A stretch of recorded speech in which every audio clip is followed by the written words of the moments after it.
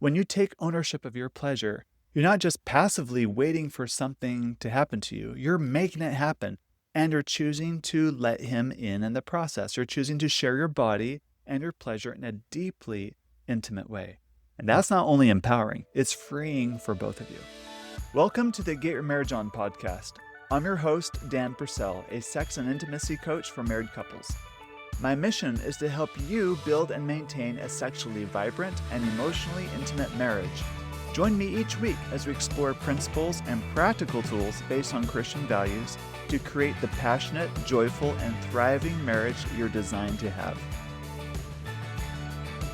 If you're a woman and you've been married for a while and still haven't experienced an orgasm, or wish your orgasms are more reliable and meaningful, or if you're questioning whether what you've experienced actually counts as an orgasm, well, welcome. This episode is for you.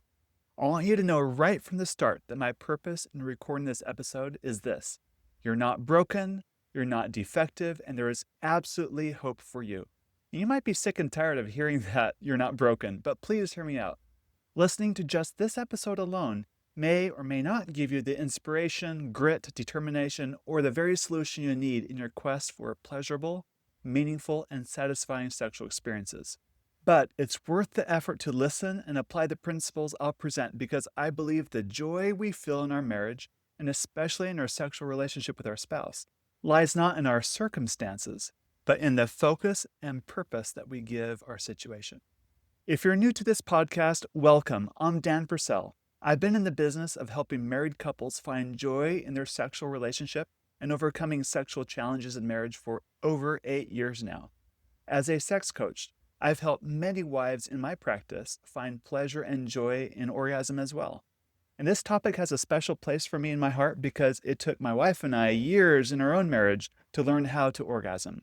And I'm grateful for the resources that helped us, and I hope to pay it forward today as a resource for you. I want you to know 2 important events coming up that you'll definitely want to participate in. First is on September 2nd, we're starting our next round of our men's and women's cohorts. This is ideal for women and men that are ready to experience something different when it comes to intimacy in their marriage. These are small groups, limited to just 6 to 10 women or 6 to 10 men. In these groups, you'll do a deep dive into all things intimacy in your marriage in a safe and supportive environment, led by one of our expert coaches. A recent graduate of our women's group emailed me recently to say that she was surprised at how safe she felt with the other ladies in her group and how much she had in common with them, and how wonderful it was to feel supported and seen. And she had so many aha moments that made significant shifts for her in her own marriage. And you'll find all these details of these groups on our website by going to getyourmarriageon.com, clicking on coaching, and the women's or men's groups. You'll also find the link in the show notes below. The second event to put on your calendar is our virtual intimacy getaway on September 26th through 27th. This is the last weekend in September. This is where you either send your kids to grandma's or you get your own hotel room and join me live Friday night, Saturday morning, and Saturday night in 3 sessions for a special getaway with you and your spouse. This is for couples that are looking for some fun and some romance. They want to explore something new sexually and grow closer together as a couple.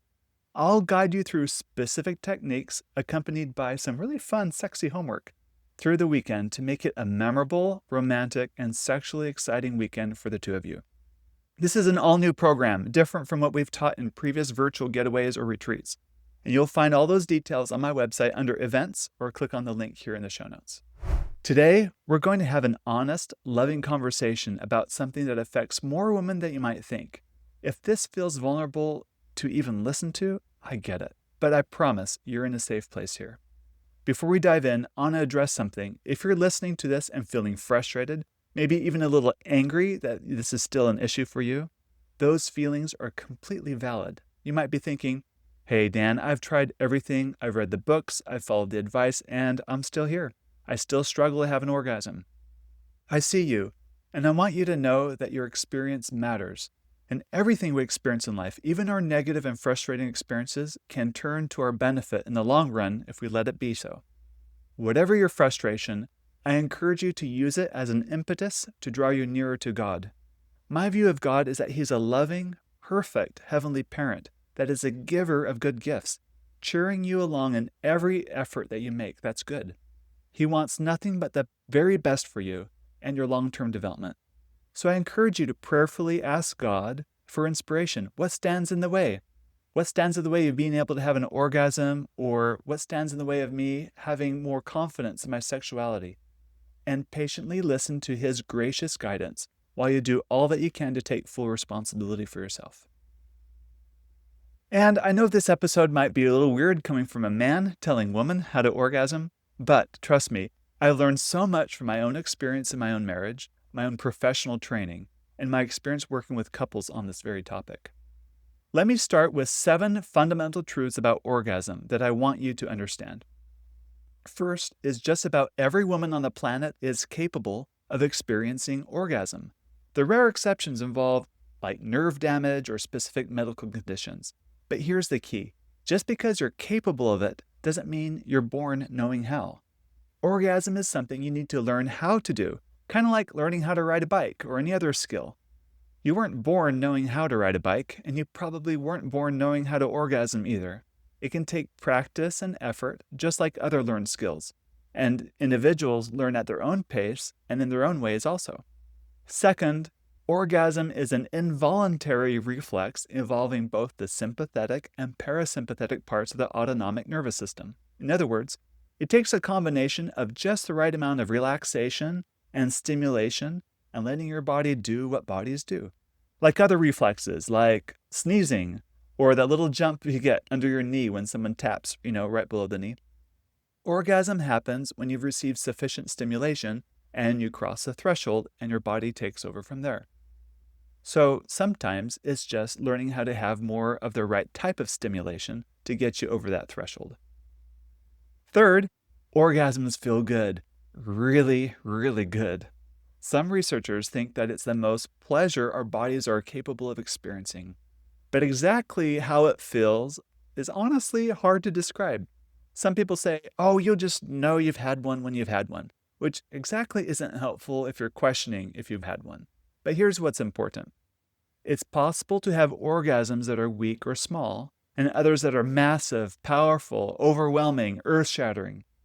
So, don't discount a subtle experience just because it wasn't earth-shattering. Fourth, there's an irony about having an orgasm. It's that you can't make yourself orgasm any more than you can make yourself sneeze or fall asleep on demand. Think about it. Attempting to will yourself to sleep actually keeps you from falling asleep. This similar experience is what gets in the way of many women trying to have an orgasm. The harder you try to achieve an orgasm in the moment, the more elusive it becomes. So your effort and work in creating an orgasmic experience comes from cultivating the right conditions, not in your force of will making the goal of orgasm happen on command, if that makes sense.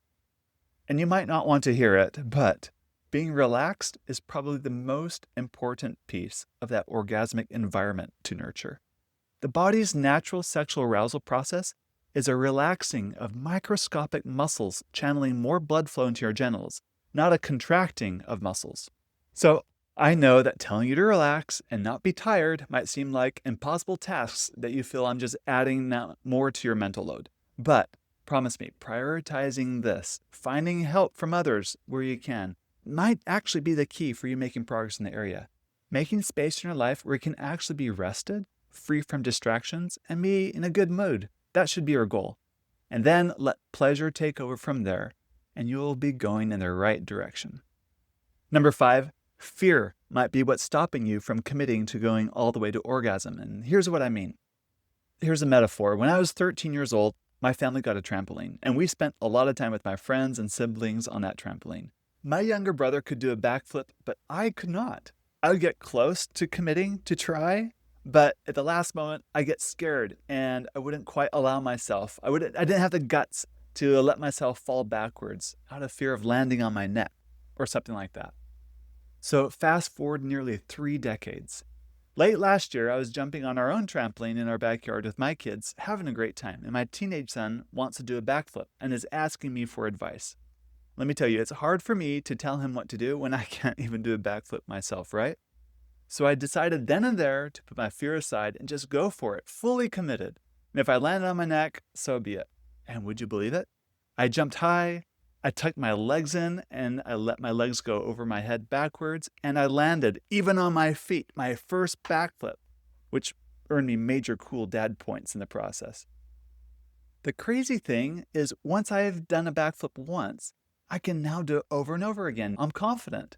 It was getting over that fear of I might land on my neck. I just had to set it aside long enough and just to relax and trust my body and just commit and go for it. The same goes for learning how to orgasm. It's often about learning how to really let go. And sometimes we're afraid to let go. We like to be in control in our life. And orgasm is an experience where you're actually not in control of everything. And that's scary. So, when we say relax into it, it really means this process of letting go and just letting pleasure take over. Number 6 is there's no wrong way to learn to have an orgasm, but it is a learning exercise. It does require your brain to get used to orgasming in at least one method or one way. When you repeat a learning exercise over and over, your brain creates neural pathways. Think of it like turning a bumpy dirt road into highways, so it can make certain tasks come more easier naturally. The most reliable way to learn how to orgasm is to take matters into your own hands. To be more explicit, I'm talking about getting comfortable, undressing, putting some lubricant on your fingers, and touching your own vulva. It's important to approach touch with an attitude of curiosity and follow the pleasure without a specific outcome other than an open exploration of what it feels good in your own body. Touching yourself might feel uncomfortable to hear, but please stay with me here. By touching yourself, you get an immediate feedback loop of what's good and what's not. Self-knowledge helps your brain grow those vital neural pathways needed in order for you to learn how to experience orgasm. Again, there's no wrong way to learn here. Some women grow these neural pathways by relaxing in the bathtub and letting a gentle trickle of water run over their clitoris.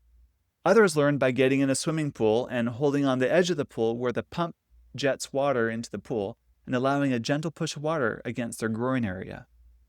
Others buy a vibrator and set aside time to explore their bodies. And I'll talk more about vibrators in a moment, but the point is, it takes intentional learning, courage, and some creativity to learn what works for you and your body.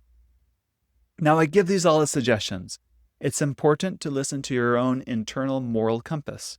For example, if you're uncomfortable or feel immoral doing any of these things alone, you can absolutely invite your spouse to participate in the process. I don't want you feeling guilty, dirty, or sinful while trying these things, because that will likely associate that sexual activity with guilt, feeling dirty, or sinful in the future, which is not what we want. That's not a good outcome. That being said, it's crucial to understand that it's not your husband's task to give you orgasms. He can support you, help with arousal, and collaborate with you, but ultimately, you're the one that allows the experience to happen. An orgasm is something you receive and experience by tuning into your own body, letting go, and choosing to be present in the moment. It's not his experience. That doesn't diminish him, his role, or the sexual act. It actually enhances the shared experience, right? Because when you take ownership of your pleasure, you're not just passively waiting for something to happen to you. You're making it happen, and you're choosing to let him in the process. You're choosing to share your body and your pleasure in a deeply intimate way. And that's not only empowering, it's freeing for both of you. Number 7, it's okay to use tools to help you. Sometimes you can increase your body's sensitivity by applying what's called a scream cream, and I put that in quotes. It's like a type of lubricant with a small amount of menthol or another compound that makes your nerves a little more sensitive. It wakes your nerves up, increasing their sensitivity. This is especially helpful if you find yourself in the category of a woman who has no problem touching herself, but you just don't feel any different or you don't feel any type of arousal. Some more sensitivity enhancements might help you. Another beneficial tool is a sex toy, like a vibrator. God has designed certain parts of our body to feel good when stimulated in particular ways. The nerves of the clitoris respond very well to certain types of vibration, hence why they're a popular choice for women wanting to achieve orgasm reliably. For many couples, they view vibrators as an inspired invention. It's a godsend, wondering how they could ever find pleasure in sex without it. It's common for couples to be concerned about using a toy or a vibrator from a moral standpoint. I view vibrator use similar to money use. Is money good or bad? Well, I guess it depends on how you spend your money, right? A vibrator doesn't necessarily take anything away from your marriage because you can use a vibrator as a tool to increase pleasure and enhance something special in your own marriage that wasn't present before, allowing the two of you to bond closer as a couple that you couldn't easily do otherwise. I get asked often, what's the best kind of vibrator to get? The answer is that there is no one answer, despite all the marketing material you might see. It's because genital nerve configurations vary from person to person. For instance, if you look at the pattern of the veins on your arm compared to, let's say, your spouse's arm, you'll find that they're quite different. You both have veins, but the direction, the branches, and the placement of those veins on your arm, they're going to differ. Just the same way, the nerves in your genitals, likewise, also vary in their patterns and branches from person to person. So, when choosing a vibrator, I recommend preparing yourself to spend a little extra money and getting 2 or 3 different categories or types of vibrators and see which ones your body responds to the best. And once you narrow down the category that works for you, then you can invest in different vibrators in that category because you kind of have a better idea of what your body responds to well. Now, let's say you've tried all of those things and you still have not gotten results. It's time to dive in a little bit deeper. In my experience, problems achieving orgasm fall into 3 categories. They're relational problems, physical problems, or psychological problems, or a combination of the 2 or 3 of those. Let me share a few stories from each category, and my intent to share these stories is to give you hope and kind of set this framework for you. Sometimes women have a hard time with sexuality in general, or orgasm specifically, because they don't view that it's something that belongs to them, but rather something they do or offer to their husbands. This belief interferes with her ability to take ownership of her own sexual self. It denies her of the crucial spiritual development that comes from sexual development in the context of a marriage relationship. Let me share with you a story to illustrate this point. I got this story from Dr. Jennifer Finlayson-Fife. She's a therapist and worked with a couple where it was his second marriage and her first marriage. His first wife had passed away, and they'd had, with his first wife, a great sexual relationship. And now they're in the second marriage where she was quickly accepted to the family. She became a wonderful mom to his children, and they had what seemed like a great marriage, except when it came to sex. She came from a background where sex wasn't discussed much growing up, and she had mixed attitudes about it and her own body. So they went to Dr. Jennifer, and as a therapist, she gave her all the regular exercises such as the ones I outlined for you earlier in this episode. But she still wasn't making progress with finding pleasure in sex. Neither did she find any real desire to make sex great for her and in her marriage. She just did it for him to keep him around. Then one day, something shifted in their marriage. Her husband sensed all along that she didn't really want a sexual relationship because sex made her uncomfortable. He sensed all of his efforts to get her to want sex was just not working. So on this particular day, he turned to her and with seriousness and all honesty, he said, "Look, I give up trying to make you want something you clearly don't want. I'm no longer going to try to get you to want something you don't want because that's not who I want to be in this relationship. I can't deny that I really want a sexual relationship with you, but if you don't want that, I'm not going to make you want it like I do. I just don't see this marriage turning into something that's going to be a sexual relationship. And as painful as it is for me to acknowledge, I think that's the truth. Perhaps we make this marriage be one where we're just good friends, we raise the kids, and after they're gone, maybe then I can decide if I'm ready to move on to something else or not. At least I owe this much to our children and to you to be committed for a while." That was a shocking and not shocking revelation at the same time. It was not shocking because he was just being honest and clear about the truth of the situation as it was. No sugarcoating it, no fantasy, right? Saying it how it was. But it was also shocking because as a couple, they've been pretending like, oh, if we just get enough help, if we just see the right therapist, if we do enough exercises, then you're going to one day want sex with me, right? That was the fantasy they were living in. And it was a fantasy. We were pretending. And they just realized they could no longer pretend like things will improve with the direction that they're going. They don't want to live in that fantasy anymore. Anyway, the therapist expected the wife to be relieved that he was giving up on pursuing her sexually. She expected her to think like, oh, finally, I don't have to pretend to try anymore. What a relief. But in this case, it actually had the opposite effect, because the wife could no longer hide behind the persona of someone who appeared to be trying, but deep inside really didn't care that much about her sexual development. And for his part, he didn't pressure her anymore. He just accepted where she was and worked on being okay with that, as painful it was for him. This led her to a moment of crisis.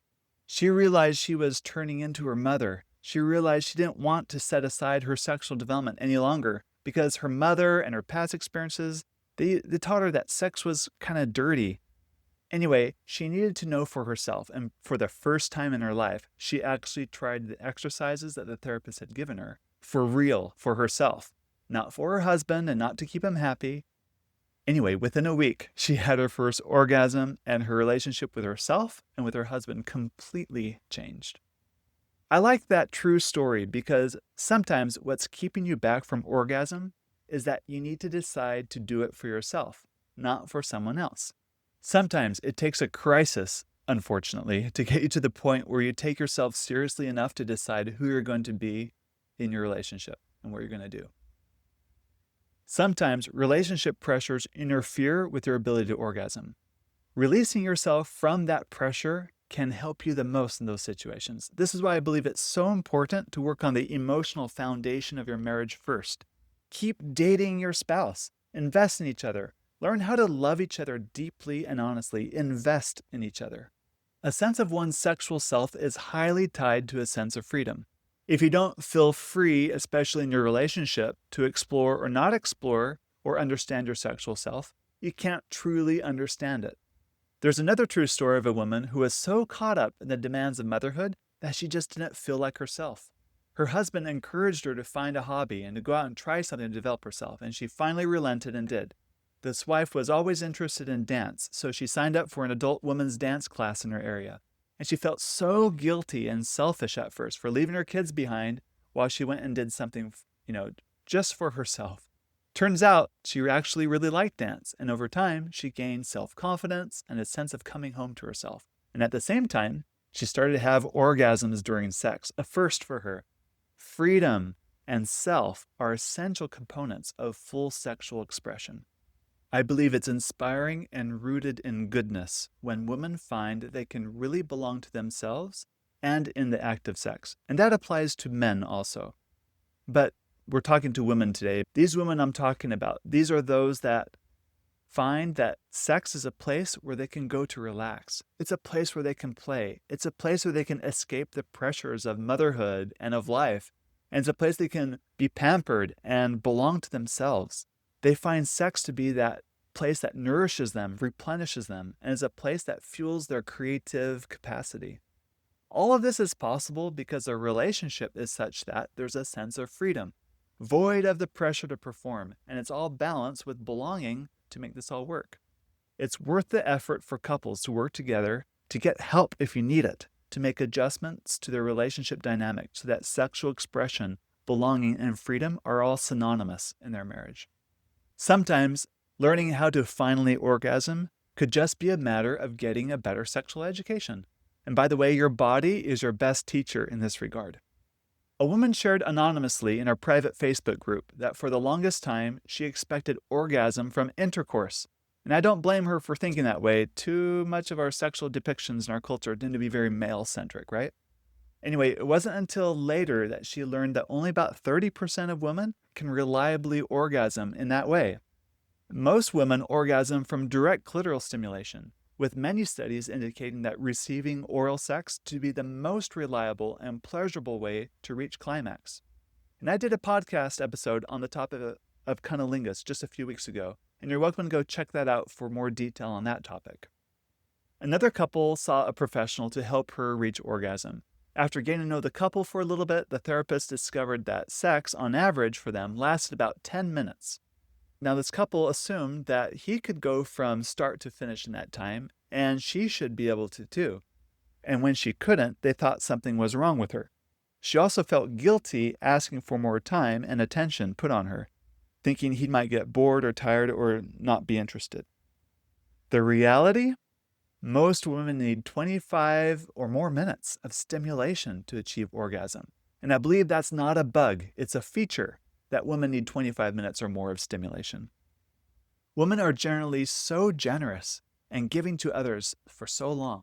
It's about time you get to relax and enjoy something that feels really good, to be on the receiving end for a while. One woman put it as, "This is my time to get pampered after all the giving I give other people." I love that attitude. And most husbands I know are delighted that it takes her a long time to come. It's more time for him to enjoy her beauty and demonstrate love to her. Bottom line, ladies, don't feel guilty. Take the time you need. Finally, there's a lot of psychological reasons that can prevent orgasm. Discomfort with your own body makes it hard to achieve orgasm because the whole time you're trying to receive stimulation, you're thinking about how much you don't like your own body. That can have a real dampening effect on your pleasure. It can feel uncomfortable deciding to touch your own body or buy your first vibrator. I get it. The discomfort that you might have in doing something wrong or dirty is something that you should pay attention to, but also give it some air and light. We're often afraid to try new things because they're unfamiliar, and we're afraid of the unknown. And I completely respect your decisions. This must be your choice. But it's my experience working with couples that once someone realizes God's goodness and the gift that sexuality can bring to a marriage, that belief or that testimony can be the catalyst to have the courage to step into the unknown with hope that it leads to something much richer and better in the marriage. Another woman shared with me that it wasn't until she learned how to calm down her own nervous system through mindfulness and breathing techniques. In other words, not to be in fight or flight so often. It allowed her space to feel more connected to her body and mindfully enjoy pleasant sensations. Another woman who faced sexual abuse as a child sought professional help. She recognized that the way she coped with her abuser was to disassociate herself from her body to the point that it became intuitive for her to do so, even in a loving marriage to her husband over 10 years. So through the professional's help, she learned to heal from the abuse and reconnect with her body and sex. It was not an overnight process, and some days it felt like 2 steps forward and 1 step back. But her stubborn determination to heal was a joyful experience for the whole couple. Sometimes what's preventing orgasm is a lack of psychological arousal. In our podcast archives, if you go back to episode number 121, it features my guest, Ashley, who shared how she learned to orgasm after being married for several years. Countless tears and endless frustration after trying all the things and still no outcome. What finally worked for Ashley was reading material that got her mind sexually aroused with possibility and excitement.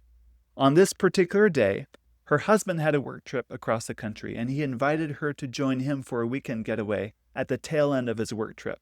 So on the airplane flight over, she read a novel that her neighbor had given her that had a steamy part in it. Anyway, it got her imagination going about what she could do with her husband. When she arrived at the hotel, she surprised him by asking if they could make love right then, right away, because she was in the mood. And to her absolute joy and relief, she had her first orgasm. Once she had it, it became easier for her to have orgasms in the future. The key for her was that she needed more psychological stimulation, feeling sexy in her head. My point isn't necessarily to encourage you to go read novels that get you excited and stimulated. I mean, that could help you. But just don't underestimate the power of getting your mind in the right frame. The reality is that your brain is your largest and most important sex organ. So put it to work to serve your marriage by giving it something sexually exciting to think about. I believe the spiritual, sexual, and psychological aspects overlap significantly. For another woman I worked with, it was her ability to accept God's forgiveness for her past, to forgive herself, and to give herself permission to feel wonderful with her caring and patient husband. That's what helped her learn how to orgasm. Sometimes women don't orgasm because by not orgasming, it's giving them power or privilege in the relationship. Let me explain. I worked with a couple where she could orgasm by herself, but never with her husband. And I found this fascinating because clearly she was capable of getting there, at least alone, but not with her husband. I suspected something might be off in their relationship. She said she wanted to be able to orgasm with him, but it was clear that he wanted that very badly also.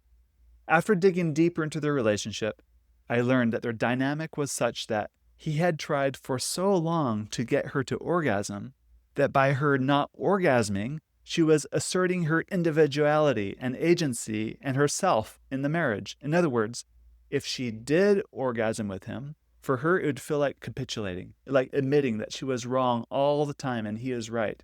And why would anyone want to feel like a loser in that way if orgasm has that meaning tied to it, right?